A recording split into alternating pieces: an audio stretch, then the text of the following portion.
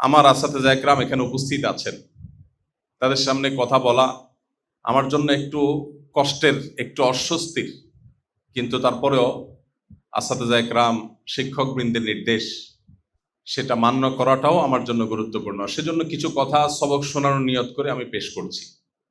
আমাদের হাজী সাহেব যে তেলাওয়াতগুলো করেছেন, এর মধ্যে কোরআনে কারিমের একটা গুরুত্বপূর্ণ সূরা সূরাতুল ফজরের কয়েকটি আয়াত তিনি তেলাওয়াত করেছেন। এই সূরার শুরুতে আল্লাহ রাব্বুল আলামিন বলেছেন, ওয়াল ফাজরি ওয়া লায়ালিন আশ, ফজরের শপথ এবং 10টি রাতের শপথ। আল্লাহ সুবহানাহু ওয়া তাআলা কোরআনে কারিমে গুরুত্বপূর্ণ কিছু বলতে গেলে আল্লাহর বিশেষ মাহাত্ম্যপূর্ণ বিভিন্ন সৃষ্টির নামে, কখনো আল্লাহ তাআলা নিজের জাতে পাকের নামে শপথ করেন। আল্লাহ ছাড়া যদিও আমাদের জন্য, বান্দাদের জন্য গায়রুল্লাহর নামে, আল্লাহ ছাড়া অন্য কোনো কিছুর নামে শপথ করা জায়েজ নাই। নবী করিম সাল্লাল্লাহু আলাইহি ওয়াসাল্লাম বলেছেন, মান আরাদা আন ইয়াহলিফা ফালইয়াহলিফ বিল্লাহি আও লিয়াসমুত। কেউ শপথ করলে, কসম করলে আল্লাহর নামে করবে, আর না হলে চুপ থাকবে। আল্লাহ ছাড়া কারোর নামে শপথ করা জায়েজ নাই। কিন্তু আল্লাহ রাব্বুল আলামিনের শান এটা, শুধু তার জন্য এটা স্পেশাল যে তিনি তার বিশেষ বিশেষ সৃষ্টির নামে শপথ করেন গুরুত্বপূর্ণ কথা বলবার জন্য। আমরা শপথ করি সাধারণত সেই সব বিষয়ে যে বিষয়গুলো মানুষের কাছে কিছুটা বিশ্বাসযোগ্য হওয়াটা সন্দেহপূর্ণ হতে পারে, মানুষ বিশ্বাস করতে পারে, নাও পারে। তখন সেটার বিশ্বাসযোগ্যতা সৃষ্টি করবার জন্য আমরা শপথ করি। আল্লাহ রাব্বুল আলামিনের কথা তো সন্দেহের ঊর্ধ্বে, তাহলে আল্লাহ কেন আবার শপথ করেন? তো এর অন্যতম কারণ হিসাবে মুফাসসিরিন ইকরাম যে সমস্ত কারণ উল্লেখ করেছেন, তার মধ্যে শীর্ষে একটি কারণ হলো এটি যে আল্লাহ রাব্বুল আলামিন যে গুরুত্বপূর্ণ কথা বলার আগে শপথ করেন, এই কথা এত গুরুত্বপূর্ণ যে এটি মানুষ যদি বলতো তাহলে শপথ করে বলতে হতো, শুধু মানুষকে বোঝাবার জন্য আল্লাহ তাআলা শপথ করেন। তো এখানে আল্লাহ তাআলা 10টি রাতের শপথ করেছেন। এই যে 10টি রাতের শপথ আল্লাহ করেছেন, এই 10 রাত কোন 10 রাত? আমরা কেউ কি বলতে পারি? সামনে যারা আছি, ওলামা ইকরাম ছাড়া, একটু মেহরবানি করে। জিলহজ মাসের শেষ 10 দিন, প্রথম 10 দিন। মাশাআল্লাহ। আর কেউ? মাশাআল্লাহ, মাশাআল্লাহ। আপনারা অনেকে জানেন, বোঝা গেল আপনাদের অনেকের সাথে ইলমের সাথে মোমারাসাত আছে, ওলামাদের সাথে, ওলামাদের দার্সের সাথে, মজলিসের সাথে উঠা বসা আছে। ভালো, মাশাআল্লাহ। আব্দুল্লাহ ইবনে আব্বাস রাদিয়াল্লাহু তাআলা আনহু সহ বিশ্ববিখ্যাত যত মুফাসসিরিন ইকরাম আছেন, কোরআন যাদের কাছ থেকে আমাদের বোঝার কথা, নবী করিম সাল্লাল্লাহু আলাইহি সাল্লাম থেকে অ্যাপ্রুভড কোরআনের ব্যাখ্যাতা যে মানুষগুলো, সেসব মুফাসসিরদের, বেশিরভাগ মুফাসসিরদের মতেই যে 10টি রাতের শপথ আল্লাহ করেছেন, সে 10টি রাত হলো জিলহজের প্রথম 10টি রাত। এটাকে আমরা বলতে পারি রমজান মাসের পরে ইবাদতের দ্বিতীয় বৃহত্তর মৌসুম। ইবাদতের সবচেয়ে বড় সিজন হলো রমজান মাস। রমজানের পরে দ্বিতীয় সবচেয়ে বড় সিজন হলো জিলহজের প্রথম 10টা দিন।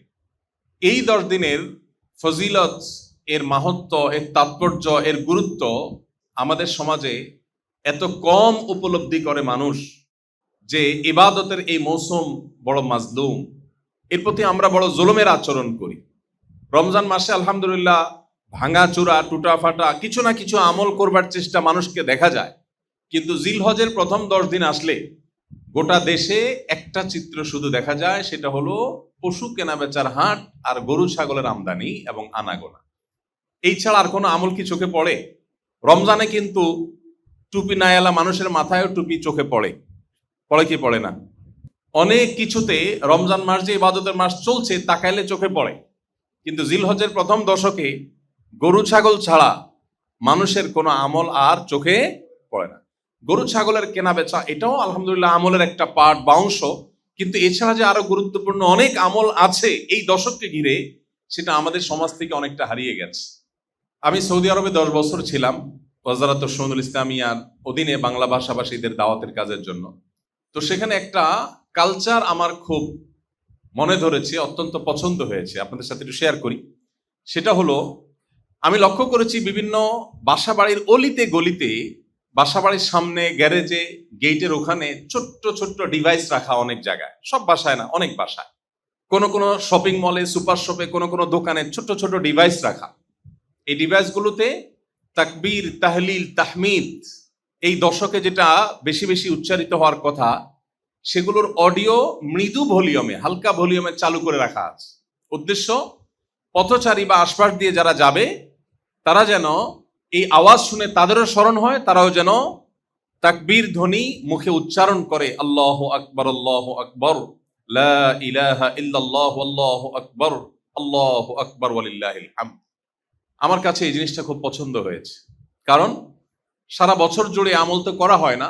এই দশকে নবী আলাইহিস সালাতু ওয়াস সালামের নির্দেশনা আছে এই দিনগুলোতে, জিলহজ মাসে, ফাকতিরু ফিহিন্না মিনাত তাকবীরি ওয়াত তাহলিলি ওয়াত তাহমিদ, এই দিনগুলোতে তোমরা বেশি বেশি তাকবীর করো, আল্লাহর বড়ত্ব প্রকাশ করো, আল্লাহর একত্ববাদ প্রকাশ করো, আল্লাহর প্রশংসা জ্ঞাপন করো। এই নির্দেশ নবী আলাইহিস সালাম দিয়েছেন এবং বলে দিয়েছেন ফাকতিরু, বেশি বেশি করে করো। বেশি বেশি তো দূরের কথা, কম কমও আমাদের দ্বারা করা হয়ে ওঠে না। এই দৃশ্যটা দেখার পর আমার মনে হয়েছে যে আমার নিজেরও গাফেল মন, অবচেতন মন এরকম কোন জায়গা দিয়ে যেতে, যখন কানে আসে তাকবীর, সাথে সাথে মুখ দিয়ে উচ্চারিত হয়, দোয়া আসে, লোকটা আমাকে স্মরণ করিয়ে দিয়েছে। আল্লাহ বলেছেন ওয়াযাক্কির ফাইন্না যিকরা তানফাউল মুমিনিন, স্মরণ করায় দাও, ইমানদারদের উপকারে আসে এতে। আমি গত কয়েকদিন আগে আমাদের বাসার নিচে, আমি ঢাকা যেখানে থেকে, আমার বাসার নিচে গেইটে এবং আমার বাসার ঠিক সামনে একটা মসজিদ আল্লাহ আমাদের করার তৌফিক দিয়েছেন। ওই মসজিদের গেইটে আর বাসার নিচে দুই জায়গায় দুইটা সাউন্ড বক্স, ছোট্ট সাউন্ড বক্স, মৃদু ভলিউমে, যাতে ডিস্টার্ব হয় না কারোর, পথচারীরা গেলে যেন শুনতে পায় কানে কিছু একটা আওয়াজ আসে। বলেছি যে সারাদিন যত মানুষ যাবে তারা যেন একটু করে শুনতে পায়, মৃদু ভলিউমে একটু তাকবীরের আওয়াজটা চালু করে রাখার জন্য। ওই উদ্দেশ্য যে অন্য মানুষ যদি এটা শুনে একটু তাকবীর পড়ে, আল্লাহ যদি আমাকে একটু সওয়াব দান করে। আপনারা এখানে অনেক নেতৃস্থানীয় ব্যক্তিবর্গ আছেন, অনেক গুরুত্বপূর্ণ ব্যক্তিবর্গ আছেন যাদের সমাজে ইনফ্লুয়েন্স করবার সুযোগ রয়েছে। এই ইনফ্লুয়েন্সিয়াল মানুষজন যারা আছে, আপনাদের কাছে আমার একটা আবদার আছে, আমি লোকটা সামলাতে পারছি না। আজকে ঢাকায় জুমার পরেও আমি আবদার রেখে আসছি, আপনাদের কাছে আবদারটা করতে চাই, একটা বিশেষ আবদার করব আমি। এই আবদারটা করার উদ্দেশ্য আমল করা। এটা বলার আগে এত কথা বলে নিচ্ছি এজন্য যে আপনারা এই আবদারটাকে বাস্তবায়নের চেষ্টা করবেন ইনশাআল্লাহ। আবদারটা হলো, আমাদের দেশে কোরবানিকে কেন্দ্র করে যে পশু কেনা বেচার হাট বসে, এই হাটগুলোতে প্রায় সব হাটগুলোতে মাইক লাগানো হয়।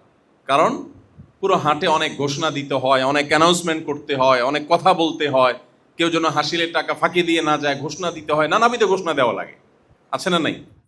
আমি খুব সচেতনভাবে লক্ষ্য করেছি, কোন কোন জায়গায় আমার কানে এসেছে যে, মানে আমি নিজে কানে শুনেছি যে এই মাইকগুলোতে ঘোষণার ফাঁকে ফাঁকে বিভিন্ন রকমের গান বাজনা বাজানো হয়। আমি জানি না আপনাদের খুলনা এলাকাতে এরকম কোথাও হয় কিনা, বাট আমি ঢাকায় শুনেছি নিজের কানে। তো আলহামদুলিল্লাহ, ঢাকায় আমি যেখানে শুনেছি, আমি সেখানে সাথে সাথে ওই এলাকায় আমি বসবাস করতাম, ওখানে হাট কর্তৃপক্ষের কাছে আমি গেছি কয়েকজন ভাইকে সাথে নিয়ে, যে তাদেরকে হাতে পায়ে ধরেছি এবং বলেছি, যেই ইবাদতকে ঘিরে আপনাদের রুটি রুজির ব্যবস্থা হচ্ছে, যেই ইবাদতকে ঘিরে লক্ষ কোটি টাকার লেনদেন বাংলাদেশের জাতীয় অর্থনীতিতে হয়, যেটাকে ঘিরে বাংলাদেশে 2-3-4 দশক আগেও ভারতের গরু ছাড়া কোরবানি করা যেত না, দেশীয় গরু দিয়ে কোরবানির চাহিদা পূরণ করা যেত না। কোরবানির এই ইবাদতের বদৌলতে, এই ইবাদতের উসিলায়, ইসলামের এই গুরুত্বপূর্ণ আমলের বদৌলতে বাংলাদেশ আজ পশু প্রতিপালনের স্বয়ংসম্পন্ন হয়েছে। এর অবদান কোরবানির, অন্য কিছুর না। কোরবানি ছাড়া অন্য কোনোভাবে প্রণোদনা দিয়ে কোনো সরকারও বাংলাদেশকে অন্তত পশু পালনে বা আমিষের চাহিদায় স্বয়ংসম্পন্ন করা এটা সম্ভবপর ছিল না। আমরা আমাদের শৈশবে কৈশোরে বাজারে গেলে দেখতাম সাদা সাদা বড় বড় ইন্ডিয়ান গরু ছাড়া বাজার, সয়লাভ, এগুলো ছাড়া বাজার চলে না, কারণ দেশীয় গরু দিয়ে চাহিদা পূরণ করা যেত না। কিন্তু আপনারা লক্ষ্য করেছেন, গত বেশ অনেক দিন ধরে, অনেক বছর ধরে ইন্ডিয়ান গরুর দরকার হয় না, আমাদের দেশীয় গরু দিয়ে আমাদের বাজারের চাহিদা পূরণ হয়। আমি প্রত্যন্ত অঞ্চলে আসুন্না ফাউন্ডেশনের মানব সেবার কাজে যাওয়া লাগে। আমি লক্ষ্য করেছি গ্রাম বাংলার একেবারে অসহায় দরিদ্র মানুষজন, অনেক বিধবা নারী, উপায় উপার্জন নাই, ছোট ছোট 2টা বাছুর 2 বছর পালার পর অনায়াসে সেগুলোতে 1.5-2 লাখ টাকা ইনকাম করে তার সংসারটা তিনি চালাতে পারছেন। গত কয়েকদিন আগে আমাদের যে সমস্ত আসুন্না ফাউন্ডেশন থেকে স্বাবলম্বীকরণ প্রজেক্টের আওতায় আমরা যে সহায়তাগুলো করি, এগুলোর আবার আমরা ফলো আপ করি। তো গত কয়েকদিন আগে একটা রিপোর্ট আমাদের কাছে আসলো, আমরা আমাদের সোশ্যাল মিডিয়া, আমাদের ফেসবুক পেজও আমরা প্রচার করেছি, যে একজন নারী অসহায়, তাকে একটা বাছুর আমরা দিয়েছিলাম, সম্ভবত 25 বা 30 হাজার টাকা বা এরকম কাছাকাছি হবে, এরকম দামের। তো 2 বছরের মাথায় এখন সেটা বিশাল বড় ষাঁড়ে পরিণত হয়েছে এবং আলহামদুলিল্লাহ সেটা বাজারে প্রায় 1.5 লাখ টাকার কাছাকাছি, 1 থেকে 1.5 লাখ টাকার মাঝামাঝি এটার মূল্য আশা করা যাচ্ছে তিনি পাবেন। তো এরকম হাজারো কৃষক, হাজারো গরিব মানুষের মুখে হাসি ফুটছে, তাদের সংসার চলার ব্যবস্থা হচ্ছে। এই পুরো জিনিসটার ক্রেডিট হলো আল্লাহর এই নির্দেশ, ইসলামের এই বিধান, কোরবানির ইবাদত। এই ইবাদত না থাকলে এটা হতো না। এটা যদি আমরা ধরে রাখতে পারি, তাহলে ভারত যেরকম গোশত রপ্তানি করতে পারতেছে, অস্ট্রেলিয়া করতেছে, ব্রাজিল করছে, নিউজিল্যান্ড করছে, বাংলাদেশও একসময় গোশত রপ্তানি করতে পারবে ইনশাআল্লাহ। জাতীয় অর্থনীতিতে জাকাতের কি ভূমিকা, কোরবানির কি ভূমিকা, এই জিনিসগুলোকে সবগুলো সবসময় পাশ কাটিয়ে রাখা হয়। আমাদেরকে শোনানো হয় কোরবানি আসলেই পশু প্রেমের মিথ্যা ওয়াজ, পশুর প্রতি মায়া দেখানো হয়। যারা সারাদিন চিকেন বার্গার বা বিফ বার্গার আর চিকেন নাগেটস ছাড়া যাদের সকাল বিকালের নাস্তা হয় না, তারা কোরবানি আসলে দেখবেন যে এইভাবে পশু হত্যা করা হবে, পশু হতে মায়া দেখায়। অথচ জাতীয় অর্থনীতিতে কোরবানির এত গুরুত্ব, সেই কোরবানির ইবাদত যেটা ইসলামের একটা গুরুত্বপূর্ণ বিষয়, একটা বিধান আল্লাহ, সেই ইবাদতকে ঘিরে রুটি রুজির ব্যবস্থা যারা করছে, আমি কোনো বাজারে গিয়ে বাজার কর্তৃপক্ষকে বলেছি যে এই মাইকে গান বাজাচ্ছেন, এর চাইতে বড় নিমক হারামি আল্লাহর জমিনে আরেকটা হতে পারে না। যে ইবাদতকে ঘিরে আপনার রুটি রুজির ব্যবস্থা হচ্ছে, সেই ইবাদতকে আপনি কলুষিত করছেন। যারা ইবাদতের উদ্দেশ্যে গরু ছাগল কিনতে আসছে তাদেরকে আপনি গান শোনাচ্ছেন, এর চেয়ে বড় জুলুম আর অবিচার আল্লাহর জমিনে কি হতে পারে? তো আপনাদের কাছে আমার আবদারের জায়গা, এই মাইকগুলোতে বাজার কর্তৃপক্ষের কাছে যদি আপনারা দাওয়াত নিয়ে যান, 2-4 জন 5 জন মিলে যান, নসিহার সুরে, উপদেশের সুরে দাওয়াত নিয়ে যান এবং বলেন যে জিলহজের প্রথম দশকে নবীজি আমাদেরকে তাকবীর, তাহলিল, তাহমিদ পড়তে বলেছেন।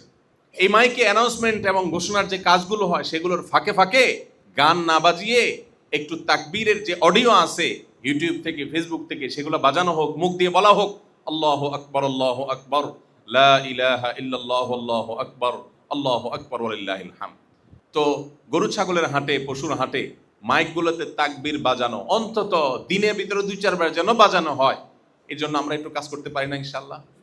আপনাদের প্রতি এটা আমার একটা আবদার থাকলো। আমি আলহামদুলিল্লাহ নিজে আমল করেছি বেশ কয়েক বছর আগে। এখন হজের সফরে থাকার কারণে আর এই তৌফিক হয় না, কিন্তু আমি সব জায়গায় যে আহ্বানটা করি যে নবী আলাইহিস সালামের হারিয়ে যাওয়া এই সুন্নতকে আমাদের জিন্দা করা দরকার। মুসলমানদের গলিতে অলিতে যেখানে জিলহজের প্রথম দশকে তাকবীর শোনার কথা, সারা বছর জুড়ে গান বাজনা, হারাম আওয়াজ এবং শব্দ আমাদের কানকে ভারী করে তোলে, আমাদের রুহানিয়াত, আমাদের আধ্যাত্মিকতাকে ধ্বংস করে দেয়, আমাদেরকে বাধ্য করা হয় গুনাহে লিপ্ত হতে। সেখানে জিলহজের প্রথম দশকে যেখানে কোন সাহাবী বাজারে যেতেন শুধুই একটু সরবে তাকবীর পাঠের উদ্দেশ্যে, আল্লাহু আকবার, আল্লাহু আকবার, লা ইলাহা ইল্লাল্লাহু, আল্লাহু আকবার, আল্লাহু আকবার ওয়ালিল্লাহিল হামদ, এই তাকবীরটা একটু জোরে আওয়াজ দিয়ে পড়বেন, এই উদ্দেশ্যে বাজারে যেতেন, কোনো কেনাকাটা না, যাতে করে তার তাকবীর শুনে অন্যরাও তাকবীর বলে ওঠে। এখন আমরা যে সমাজে বসবাস করছি, আমাদের ঈমান এবং আমলের হালত যত ভয়াবহ, এই সমাজে যদি কেউ গিয়ে কোনো চায়ের দোকানে বা কোনো বাজারে গিয়ে যদি এরকম তাকবীর বলে উঠে, মানুষজন কি বলবে বলে? বলবে লোকটার কি মাথায় সমস্যা আছে কিনা, বলা নাই কয় নাই তাকবীর পড়তেছে। অর্থাৎ সবাই যখন অসুস্থ হয় তখন সুস্থ মানুষকে কি মনে হয়? অসুস্থ মনে হয়। যে সমাজের সব মানুষ আমরা, বেশিরভাগ মানুষ আমরা গাফলতিতে, আল্লাহর জিকির যে আল্লাহর বান্দার মধ্যে আছে তাকে আমাদের মনে হয় অস্বাভাবিক। যারা নিজেরা অস্বাভাবিক তাদের কাছে এরকমটাই মনে হয়। মোহতারাম হাজিরিন, এই জন্য জিলহজের এই দশকের আমলগুলোকে আমাদের নতুন করে জিন্দা করার জন্য কাজ করতে হবে, আমাদের চেষ্টা করতে হবে। আল্লাহ আমাদের যে তৌফিক দিয়েছে, আমরা নিজেরা তো আমল করবোই, পাশাপাশি সমাজে এটাকে আমল করাবার জন্য নানাবিধ উদ্যোগ নেব। চেষ্টা করা যাবে তো ইনশাআল্লাহ? আল্লাহ তাআলা আমাদেরকে তৌফিক দান করুন। নবী করিম সাল্লাল্লাহু আলাইহি সাল্লাম বলেছেন, সহিহ বুখারী, মুসলিম সহ বিভিন্ন হাদিসের কিতাবে হাদিসটি বিভিন্নভাবে বর্ণিত হয়েছে। তিনি বলেছেন, মা মিন আইয়ামিন আল্লাহ আমালুস সালিহু ফিহিন্না আহাব্বু ইলাল্লাহ মিন হাদিহিল আইয়াম। জিলহজের এই দশকে আল্লাহর ইবাদত করলে, নেকামল করলে আল্লাহ যত খুশি হন, অন্য কোন সময়ে অন্য কোন নেকামলে আল্লাহ এত বেশি খুশি হন না। সাহাবায়ে কেরাম জিজ্ঞাসা করলেন, ওয়ালাল জিহাদু ফি সাবিলিল্লাহ, অন্য সময় আল্লাহর রাহে জিহাদ, জীবন বাজি রাখবার মতো কাজ, সেটা যদি কেউ করে সেটাও কি আল্লাহর কাছে বেশি প্রিয় না এটার চাইতে? নবীজি বলেছেন, ওয়ালাল জিহাদু ফি সাবিলিল্লাহ, অন্য সময় আল্লাহর রাহে জিহাদ করেও আল্লাহকে এতটা খুশি করা সম্ভব না জিলহজের 10 দিন নেকামল করে আল্লাহকে যতটা খুশি করা সম্ভব। ইল্লা রাজুলুন খারাজা বিমালিহি ওয়া নাফসিহি, কোন ব্যক্তি নিজের মাল, জীবন এগুলো নিয়ে আল্লাহর রাহে বের হলো, জিহাদে বের হলো, এবং এর কোনো কিছুই সে নিয়ে আসতে পারে নাই জীবনও আল্লাহর রাহে কোরবান হয়ে গেছে, সম্পদও খরচ হয়ে গেছে, এর কথা ভিন্ন, তার মর্যাদা সবকিছুর ঊর্ধ্বে। কিন্তু সাধারণ জেহাদে মাশগুল হওয়া মানুষের চাইতেও জিলহজের প্রথম দশকের নেকামল আল্লাহর কাছে বেশি প্রিয়। মোহতারাম হাজিরিন, আমরা কজন মানুষ আছি যে জিলহজের এই দশকের ইবাদত এবং নেকামল অন্য সময়ের চাইতে আমরা বিশেষভাবে যত্ন সহকারে করি? গতানুগতিক দুই একটা কাজ ছাড়া আমরা বেশিরভাগ আমলগুলো করে উঠতে পারি না। তো আমরা এই আমলগুলো করার চেষ্টা করবো তো ইনশাআল্লাহ। আল্লাহ আমাদেরকে তৌফিক দান করুন। হাজী সাহেব মাশাআল্লাহ, আল্লাহ তার মুখ দিয়ে তেলাওয়াত করাইছেন সেই আয়াত, যে আয়াত আজকে আমাদের আলোচ্য বিষয়।